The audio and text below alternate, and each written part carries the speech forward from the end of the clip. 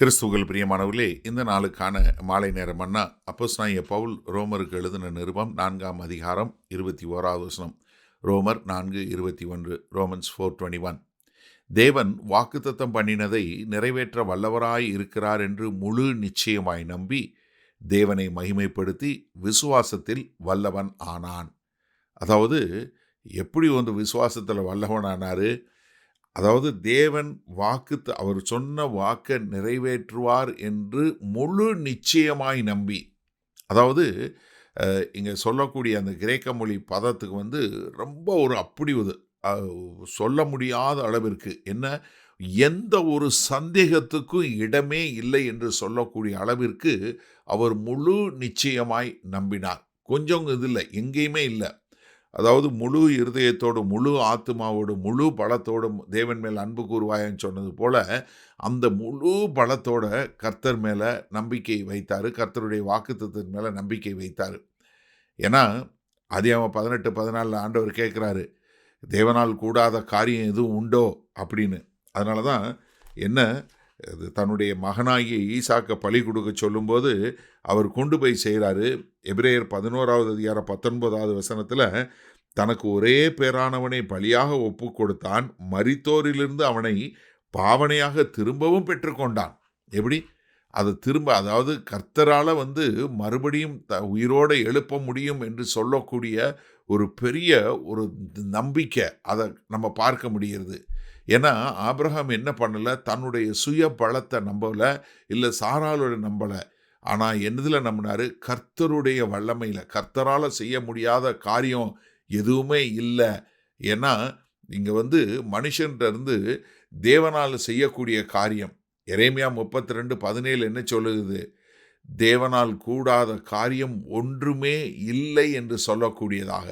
அப்போ தேவனால் கூடாத காரியம் என்று சொல்லக்கூடியது எதுவுமே இல்லை என்று ஆபிரகாம் முழுமையாக நிச்சயமாக நம்பி தேவனை மகிமைப்படுத்தி என்ன பண்ணார்? விசுவாசத்தில் வல்லவனாக மாறினார். ஏன்னா அவருடைய நம்பிக்கையினுடைய நங்கூரம் எதில் இருந்தது? கர்த்தர் பேசின வார்த்தையில் இருந்தது, தான் பார்த்ததில் இருந்தது இல்லை. ஏன்னா இது எதை மாற்றுது? கர்த்தருடைய பலத்தையும் கர்த்தருடைய காரியத்தையும் மாற்றக்கூடியதாக. இது ஒருவேளை நடக்கும், இப்படி நடக்கலாம் அப்படின்னு சொல்லி இல்லை. மாறாக அவருக்குள்ள என்னது?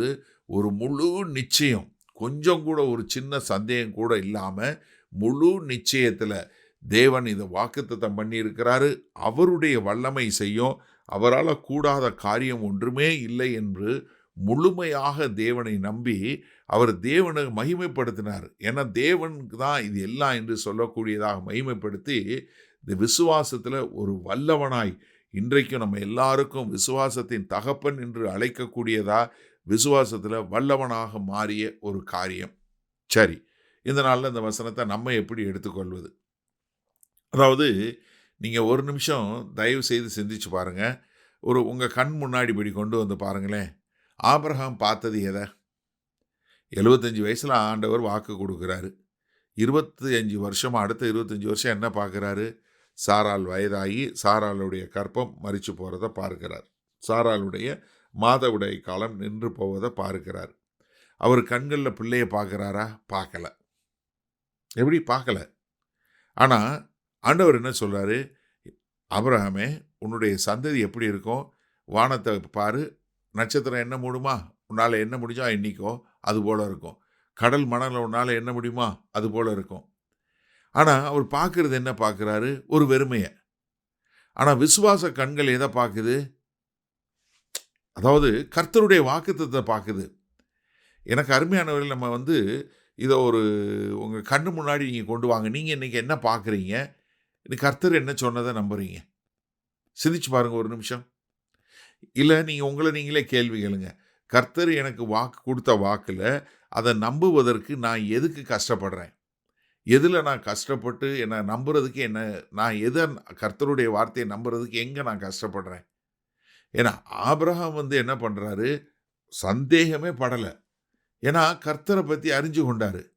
அப்போ என்னன்னா, நமக்கு தெரிய வேண்டியது கர்த்தருடைய குணாதிசயம் என்ன? கர்த்தர் எப்படிப்பட்டவர்? அவர் சர்வ வல்லமையுள்ள தேவன், ஏக சக்கராதிபதி. அவரால் கூடாத காரியம் ஒன்றுமே இல்லை. அவர்தான் சர்வத்தையும் ஆளுகிற தேவன், சர்வ வல்ல தேவன், எல் ஷடாய், ஆல்மைட்டி என்று சொல்லக்கூடிய ஒரு காரியம். அவ்வளவு வல்லமையுள்ள தேவன், சகலத்தையும் படைத்த தேவன், சகலத்தையும் வியாபித்திருக்கிற தேவன், சகலத்தையும் ஆளுகிற தேவன் என்று சொல்லக்கூடியதாய் கர்த்தரை குறித்த ஒரு பெரிய குணாதிசயம் குறித்து நம்பிக்கை இருக்கிறதா? அப்படி இருந்ததுன்னா நீங்கள் என்ன பண்ணுவீங்க? நீங்கள் பார்க்கிறத மீறி கர்த்தரை விசுவாசிக்கக்கூடிய மக்களாக இருப்பீங்க. இப்போ உங்களுக்கு முன்னாடி, கண்ணுக்கு முன்னாடி விசுவாச கண்களில் என்னதை பார்க்குறீங்க?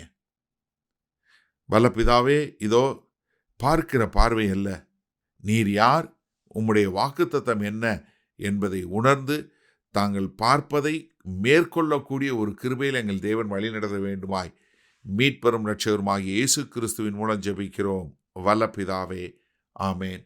கர்த்தர் உங்களை ஆசீர்வதிப்பாராக. நாம் நாளை காலை தினசரி தியானத்தில் சந்திப்போம். Good night.